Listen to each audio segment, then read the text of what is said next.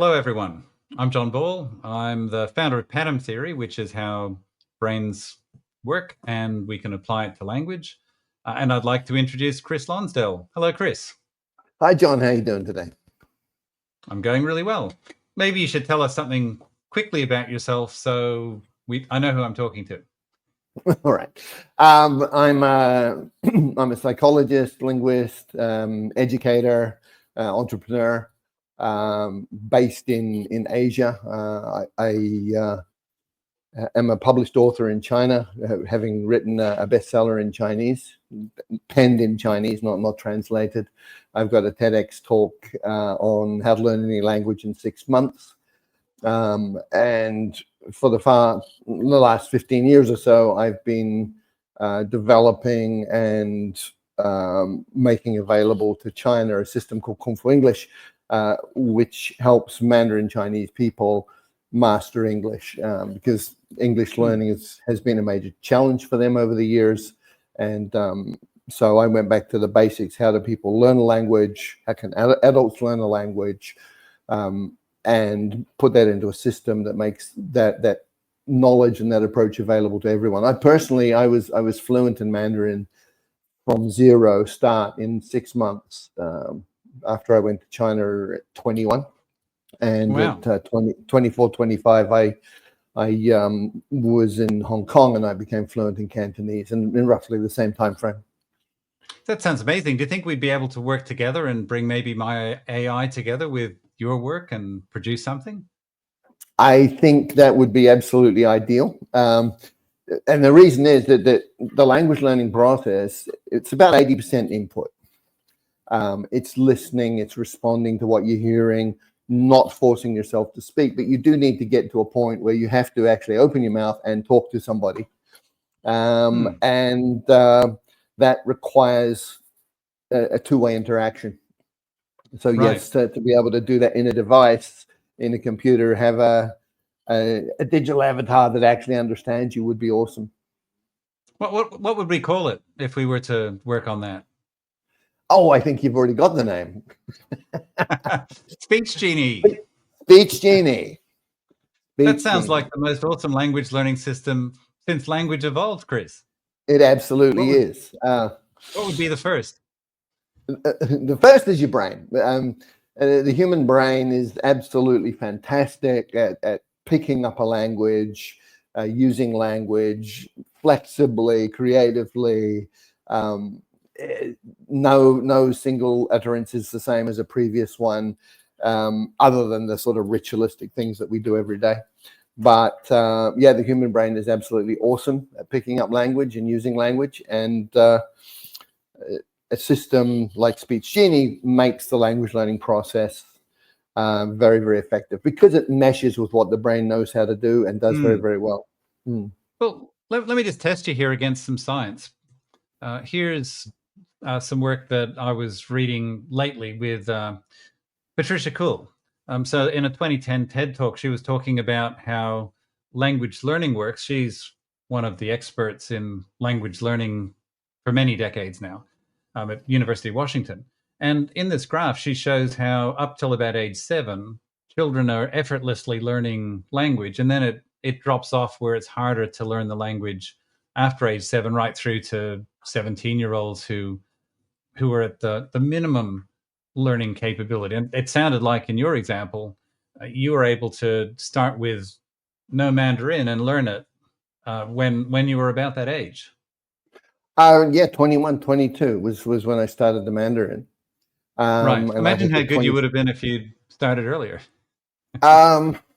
It's a function of how much time that you spend, because you can actually master the core of the language, which is only about 3,000 words, very, very quickly.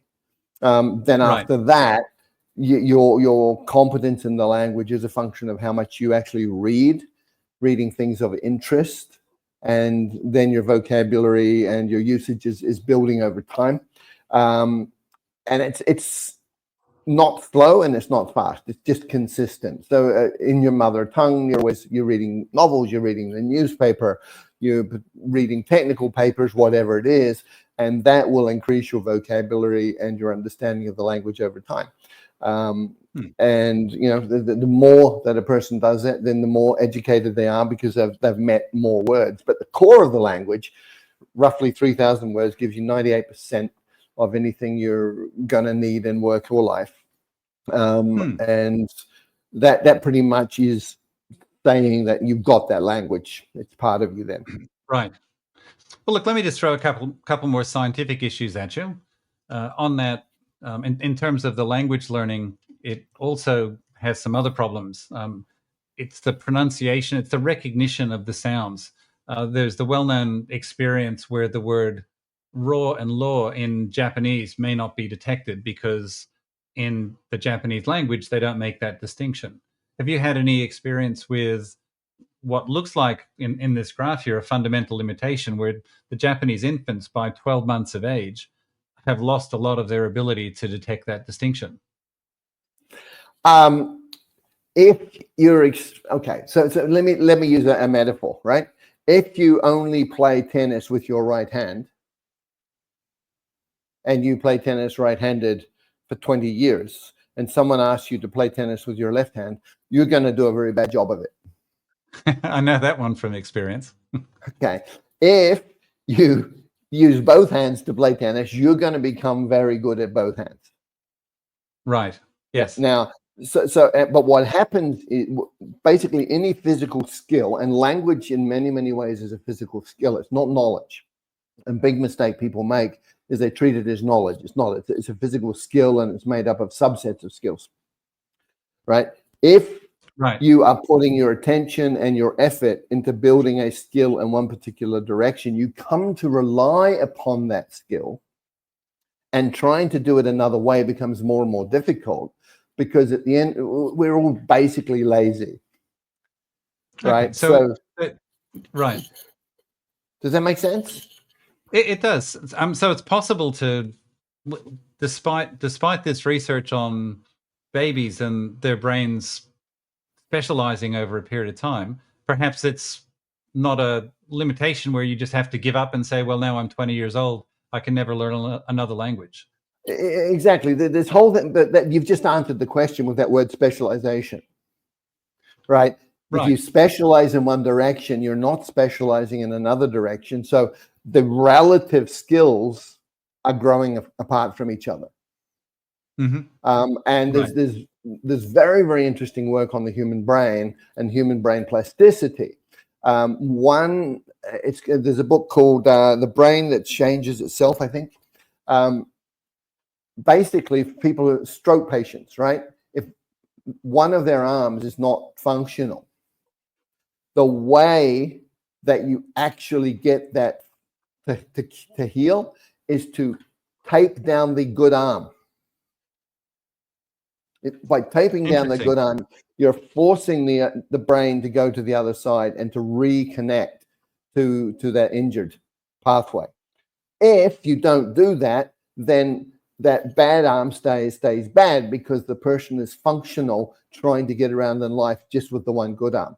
You'll see this. Why do adults who go to another country appear to not master the language, but their children do master the language of that new country? And the reason is the adults are very good at getting workarounds. They will find someone who can translate. They will find ways to solve the problems of daily life using their mother tongue, and it's faster and more efficient to them than trying to start from zero and master the new language. So they don't do it. The kids, on the other hand, are playing with their friends, and they don't have any life pressure, making money, finding a place to live, all that stuff. So they get enough exposure in the new language to become competent and fluent in it. Okay, so I think what I'm going to do with that problem is leave this as an outstanding question. Oops. Which is, can we prove this wrong with better emulation? And I think we can keep talking about this today. I'm just going to jump ahead to something that I know from your work, which is this was about the Cantonese accent example where yeah, you know where I'm going, where these people that spoke English, you started to teach them Mandarin, and they were starting to speak Mandarin with a Cantonese accent. And how could that possibly happen? Well, one of the things that I know through my brain research is that that area that I'm highlighting there, it's the auditory cortex in the human brain. That's picking up sound and refining the sounds that we're recognizing. And so while you're listening to another language, there's no reason for that part of your brain not to be finding patterns in it, categorizing them, and storing them. And in fact, that also connects to our speech center. So potentially, the sounds that you've heard and are recognizing, you can then pronounce. So it's Yeah. just an interesting observation in terms of the brain.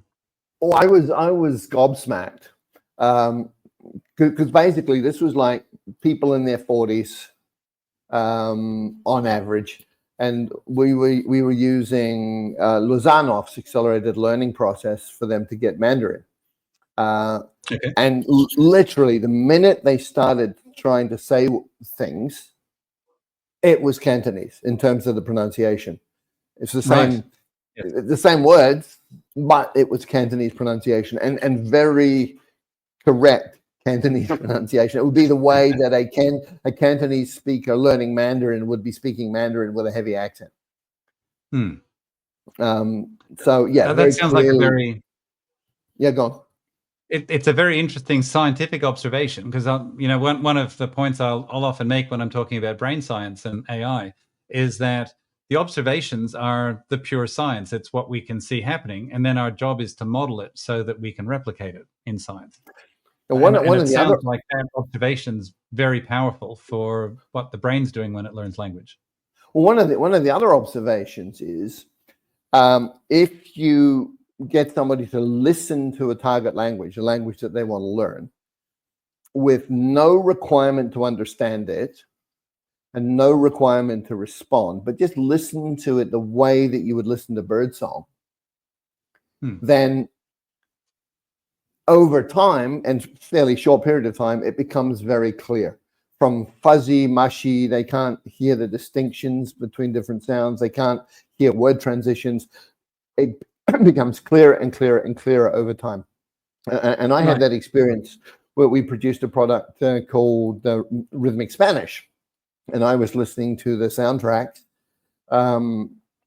trying to just make sure everything was in order, and also give myself a chance to begin hearing Spanish. And it was a Saturday morning, and I was really irritated. And I was about to call the sound engineering team, because all of the sounds were muffled and unclear, and it was just an unpleasant experience. But I didn't, because it was a weekend, and I listened the whole of the Saturday and the Sunday, and by Monday it was all clear.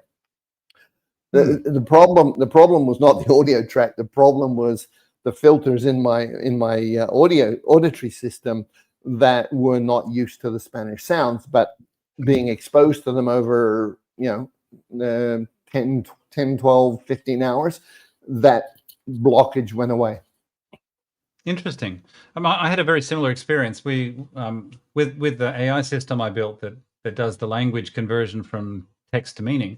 We actually put in 8 different languages, things including Japanese and Mandarin. And I learned, as I had the words there, I could see the words, even if they were characters. I could then recognize pieces of them and then their meaning. And even though I wasn't quite as quick as the example you were saying with the auditory, I was still able to start recognizing, hey, this is Japanese, this is Korean, this is Mandarin, just by seeing the characters and learning more about the words. And there was no effort in that. I was always focused on something else. But exactly. That's been my experience. We build this into the course I did in China, Kung Fu English, by having people brain soak. They literally just spend 30 minutes a day listening to English being spoken with no requirement to understand it, to respond or anything. And the general reaction to that is miraculous. They go, wow, I not only am I now hearing the language clearly, but they literally are beginning to understand pieces of it, and they're beginning to use words from it that they've never consciously learned. Right. So there's the brain at a subconscious level is doing a hell of a lot of work to help us understand language. And all we need to do is to actually create the conditions for the brain to do what it already does very, very well. And we can easily and rapidly acquire language. And when I'm looking back, my 6 months to get to Mandarin fluency, I was doing all of those things. I was putting myself in situations where I had to brain soak in Mandarin. I was in situations where I could connect visually what I was hearing with what the sounds of the language were communicating. I was proactively trying to make the sounds as I was hearing them, just mimicking them. And the mimicking process, you're ideally doing it without worrying about what the meaning is. You're just focusing on mimicking the sounds as closely as you can. And I sort of was quite good at that, partly because as a teenager, a friend of mine used to mimic Billy Connolly and tell Billy Connolly jokes, which are very, very funny, only in the Scottish accent. So the only way you can tell only jokes about speaking Scots. Right? And the minute you speak in Scots, then you can tell a joke. And otherwise, it doesn't work. Right? So I set myself the goal of actually being able to mimic Billy Connolly as well. And that's a process partly of learning how to hear it, but you actually have to work to get your muscles in your face and your mouth to make the sounds the way that you want to make them. And that is a separate skill. So people think that getting a language is all the same thing. It's not. Hearing is one piece. Being able to make the sounds is a whole other piece. And being able to being comfortable with that is a whole other piece. And it actually touches on your identity. When you're actually working to get the sounds the way they should be, your face will be hurting. And that was my experience when I was first in China. Literally, there was like 3 or 4 weeks where my face really ached, like I'd been having a really solid workout. And other people who have subsequently given feedback to me about their language learning journey all report the same phenomenon, right? But I had something in Hong Kong a few years ago, very, very interesting. A French guy who spoke good English in terms of vocab and grammar, but he had a very strong, heavy French accent. He came to me and he asked for coaching on how to become sounding like a proper Englishman. And so I took him on and we started working. And about 45 minutes in, he was actually able to make the sounds of Oxford-like English very, very clearly. And he just looked at me and he went, "Oh, this feels terrible. I'd rather keep my French." So the body feeling that goes with the sounds that you're making in a language gets tied up with the identity of who you are. And for some people, that's very, very challenging. So the fact that they don't get the accent right is not that they physiologically have any barrier to it. It is that their personality, their psychology doesn't like the feeling, and so they would prefer not to.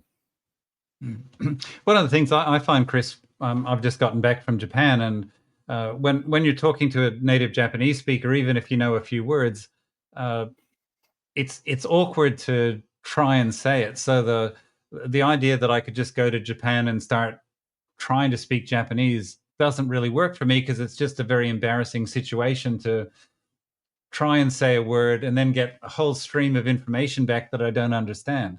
How can you deal with that with your system? Okay, well, the first thing is you need to be spending time hearing and learning to respond to what you're hearing without having to speak, right? There's empirical evidence that there's a silent period. And if you try to speak before you get past that silent period, it becomes very, very difficult. Your whole being is not yet ready to start talking. So the first thing you do is you do a lot of input until you can understand and respond physically and non-verbally. So we use gaming methodology. So you'll be hearing things and you'll be picking objects in the screen as your response to what you're hearing. You get to start practicing how to say individual words with feedback loops. So you literally, you'll say it, you'll hear a model, you compare yourself with the model. And if you're not improving and you can't hear the difference, that's because you haven't actually opened your brain filters enough. But we have these various different components that cycle together in a spiral. So you keep meeting the same stuff, but at higher levels of complexity over time, and you're always training different physical aspects of the skill. So you get to practice all of the core words, the sounds of those words, listen to them. You're not worried about what it means. You're not trying to communicate with someone else, but you're training your muscles. You're training the connection between your muscles and your hearing. So that was why the original product we did in China is called Kung Fu English. Kung Fu actually is Gong Fu, and in Chinese it means a skill developed with practice over time. Yes, right. Right. That sounds like language. Yeah, it's truth in advertising, right? But one of the insights that I had was that language is physical, right? We've got all these physical components in the brain, in the mouth, everything else, and we need to take an approach of physical training to actually develop those parts, and that then gets us into understanding the meaning and everything else next. But you have to do this basic stuff. So mimicking, look at the face from the nose to the chin, hear it, mimic it as you, and your brain sort of knows how to make that change. If you're seeing the face and you're mimicking the sound, you're much more likely to be accurate very quickly.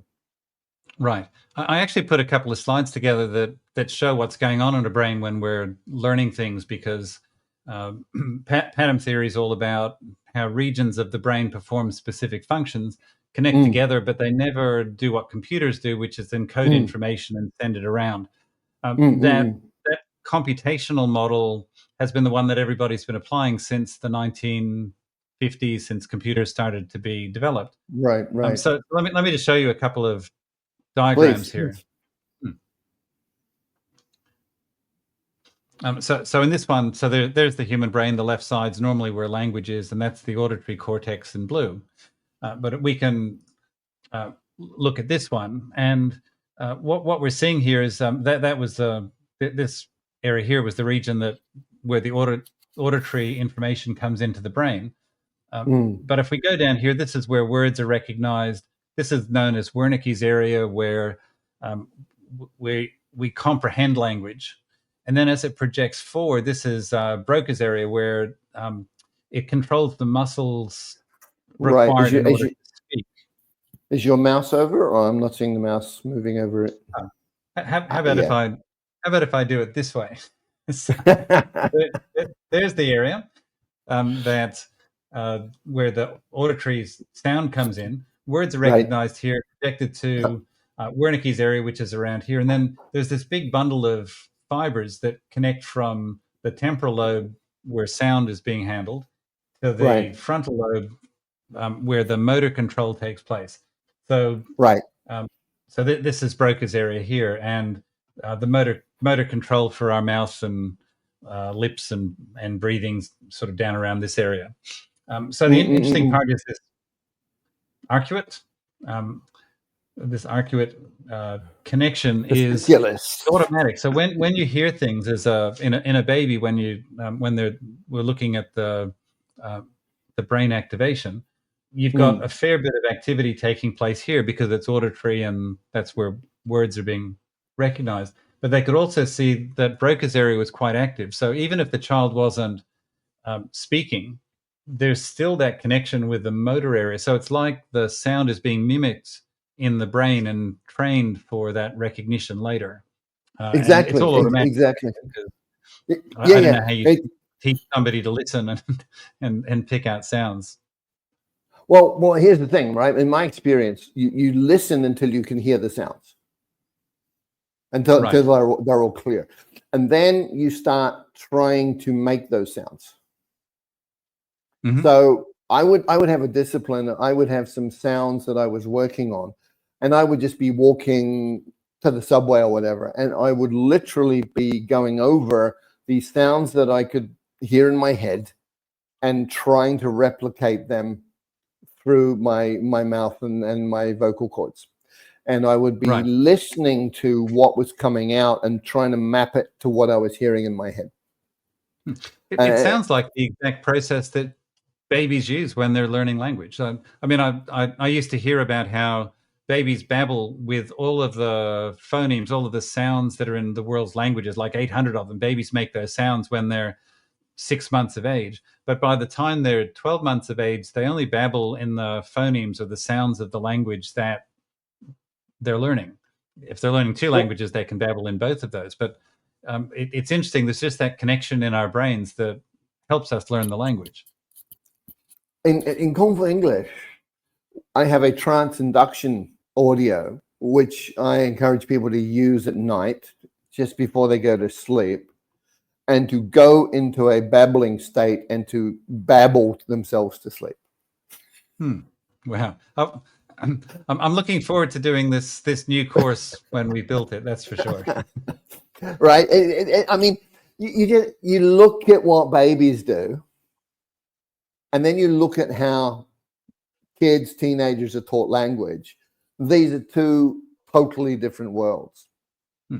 And if you just mimic what the baby does, how does that lead to an outcome for an adult? And in my experience is the better you can mimic what the baby does with some adult twists to it, then the faster you get to mastery of the new language. Right. It sounds very much like the concept I've heard you use, the term language parent, where as a learner, the language parent is helping you to progress. Yeah, exactly. And basically, I came up with language parent because people in the language industry want to teach. And my partner a few years ago was testing out somebody else's language system, and she got on a call with this tutor, and they were having this conversation in English, which she, by the way, had already learned through Kung Fu English. But she basically 90% of the way in, the guy finally said, "Oh, you made a mistake. Now I can do my job." And it was like, no. Your job is not to pick up mistakes. Your job as a language parent is to understand what is being said, even if the grammar is wrong, even if the sounds are not perfect, and to simply use clarification and modeling the correct way to do it as an integral part of the interaction. And that's what a language parent does. And it's like a mother. The mother will understand the baby, you know. Might want butt. Yeah. You want a bath? Yeah, might want butt. The parent understands that. But the child also hears the parent say the correction, which is a clarification, and they go, "Oh, okay." And you see that actually working out. Years ago, my daughter, we were out walking, and there was a millipede on the path, and she stopped and she squatted down and she looked at it and she said, "Minipede, minipede." And then she goes, "No, millipede." Right. So she'd stored it, and she Very clever. tried saying it. It's so if you start observing children, what they're doing, they're looking at the parent, they're looking at the mother's face, they're looking at the father's face, right? They're hearing sounds. They're mimicking those sounds. So they hear the parents cussing. The first thing that you hear them saying is that cussing, right? They're literally hearing it and storing it and modeling it. And that is an integral part of the whole language learning process. And even if you're 80 years old, you want to learn a new language, you have to do that. Yeah, interesting. Hey, I wanted to show you another concept that was being discussed in the AI community, where world famous computer scientists are saying children learn by watching TV. All they have to do is watch TV and listen, and they'll just become native speakers. And so I thought, well, here's the TV from the 1940s, and it's it doesn't look like the sort of device that you'd be able to learn from. But more interestingly, it's not how children learn language. So here, this came from an article that was describing that type of learning. So the study showed babies don't learn a language from watching television, even educational programming, and that before the age of 2, it can delay language development. So if babies learn their first languages through face-to-face interactions with caretakers. I'm interested in whether that's true for other types of interactions for adults, where an adult's learning another language and they're using video and auditory interactions in order to learn. What's your experience on that? Yeah, that's a very good question. First of all, I would say that with a baby who's under 2, the television is going to be a distraction. That it's going to have a level of complexity in the language that they won't understand, but it's got lots of movement, lots of colors that's going to take their attention, so they're not going to be interacting with a real person. So that would explain for me why the performance actually drops off. Right. For Yes. for an adult, it's more complicated, because an adult who's just beginning with a new language tends to be a little bit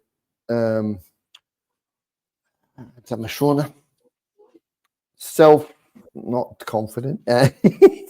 They're easily shy. They're Self-conscious? not self-conscious. There you go. All right. So that's an example of where I'm in the Chinese channel and not popping across to the English channel. So Yes. they're very self-conscious, and so that emotional baggage gets in the way of them talking, performing with the person that they're interacting with. What we have discovered is that, for instance, for the pronunciation, if you do video of the face, right, just of the face and the sound, and you're mimicking the sound, that is a perfectly good alternative to a real person for interaction. Yes. And as a baby, you can look at an adult's face and they're going to do baby talk with you, and they're going to interact with you on the baby level. Imagine you're 45 and you're with someone in another country, and you start looking at their face like a baby would. They think you're a little bit weird, and they're not going to give you the time of day to do that. You don't have that luxury as an adult. So video of that is adequate to meet the needs that the brain has to see the face, to mimic the sounds. So you can again, this word programming is interesting, right? You can use multimedia for very specific skills training, and it works perfectly well for an adult. You use audio, you're hearing it with our L2B, you're hearing phrases and you're seeing line drawings that are unambiguous, and you're able to respond directly to the meaning of what you're hearing by selecting the line drawings. So again, by limiting the context of what you're trying to do, by focusing the attention on specific elements of the skills, and then by looping that in a spiral, you can literally reproduce the experiential learning process that a child would go through, or at least a good enough facsimile of it for an adult to learn the language. I guess one of the things people are afraid of when they're going to learn a new language is just how many words they have to memorize and phrases. You know, a lot of people are scared at the thought of having to memorize, 2,000 phrases in the new language. It just sounds like a really hard task to do, to learn a language. Well, I can't memorize 2,000 phrases in English. We don't learn language by memorizing phrases. And for years, 10,000 English phrases, and Chinese people would literally spend years learning these phrases. No, yeah. When we're learning a language, we are connecting the sounds that we're hearing to internal representations of the world. So that means we are connecting to, say, there's a bottle, right? So we have the feeling of a bottle. We have the sound of a bottle when you tap it. You have the weight of the bottle. You have the shape of the bottle that you can see. You have experiences of dropping glass bottles and having them break. So all of those sensory memories are part of what our brain is doing. And it's mapping all of those different representations that are internal to us to the sounds that we're hearing. And so as a learner, you need to consciously make sure that you're connecting what you're hearing with the internal representations, with the world. The worst thing you can do is try and translate. And then even worse, Yeah. and as bad, is to try and start with text that you don't know the sound of and map from that text in a foreign language to your new language, because guaranteed you're going to be saying it wrong based on the way it's spelled, because you're using your spelling rules for your own language, and this other language uses different rules. Yes, yes. So you start with a It's sound. fascinating, Chris, and there's so much alignment with pattern theory, because the concept that I've got is that as you're hearing something, your auditory region has to work out what's going on. And if there's words that align with the sound that you've heard, great. Your auditory region can detect that. And then if it's got to work out the meaning, it can project to the area that's got that multi-sensory information you just described at its disposal to work out what it is you're talking about. But Exactly. if you then Exactly. add into that process recognizing the words, now you've got a visual part of your brain connecting to your auditory part of your brain to work out what this sounds like in order to make a word, in order to then it sounds like overload to me if we're not careful. It But is what you definitely described makes much better sense. yeah. You can't do it. You can't read and hear and make the sounds and connect to meaning and do it grammatically all at the same time, because none of those skills are automatic, and human memory is limited to 7 plus or minus 2, as I think you know, right? You can only hold a certain amount of information in short-term memory, and most of the approaches to teaching a language basically take you out of that window, and there's just overload of information, so you can't handle it. So the way to fix that is you break it down into components that loop over time, and you automate each piece of it. So once you're automatic, that 7 plus or minus 2 doesn't count any longer, because the unconscious part of your brain is doing all the work. Yes, that's one of George Miller's magic equations that I think that came from the 1950s. And Yep. he finished up at Princeton. He's the guy that invented WordNet, which is one of the systems that I use to help understand the interaction between language and meaning, back 15 years ago now. But not nice to think of my heroes in a really practical application. Indeed. So all of this information is there, from psycholinguistics to training, various things, and we just need to put them together in combinations that make the learning process for an adult mimic that of a child. And 9 times out of 10, you're going to learn another language through that process very, very effectively. It doesn't matter if you're 30, 40, 50. The caveat to that is if you have some form of brain damage or some form of disability, which makes your mother tongue very, very difficult for you, then there's going to be some challenges. But other than that, on balance, adults can and have and do effectively learn a second language up to a very competent level, and sometimes to perfection. Right. So I think we're just about out of time, Chris. For me to wrap up, I just wanted to point out how exciting it is to be able to take theoretical neuroscience, which is pattern theory, and apply it to the real world in something that's really valuable to get right. Because I think there's a lot of scientific evidence from the cognitive sciences that aren't being exploited in language learning. By others, it sounds like you've been exploiting them for some time, but I'd really like to take the theoretical information and apply it to different types of problems. I might just finish before I ask you to wrap up with one of the strange observations from a TV show I saw ages ago about how the brain works.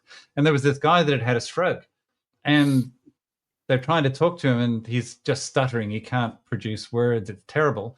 And then they say, "But can you now say that with a Northern English accent?"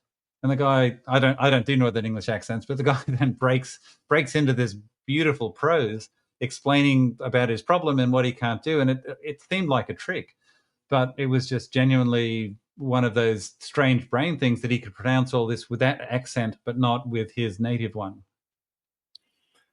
Yep, and that was because the other accent, that part of the brain that had those patterns stored, was damaged. So he couldn't access that information. It's fairly, Hmm. I think it's fairly straightforward. It makes sense to me. That would be my explanation as well. But then Mm, mm, I mm, always mm. find it easy to talk to you, Chris, because you've got so much expertise in the application of brain science with with with all of your time studying and applying it. Mm, Oh, mm, mm. anything else you'd like to say before we wrap up today? Yeah, I think this idea that there's a period that you have to get language, and after that you're never going to do it. Ultimately, originally came from Piaget, Mhm. way back, and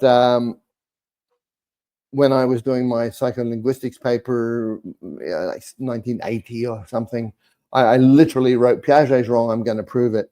And then I went to China and did so with my own learning. Because I tried to learn French and failed. I tried to learn Russian and failed. And it was obvious to me that the methodology of language instruction certainly wasn't giving me the outcome that I wanted. But I knew that if we applied brain science, then we could do it. So to everyone out there who's been struggling with a second language, who wants to learn a second language, you can do it. There is hope. You just have to approach it the right way with the right methodology.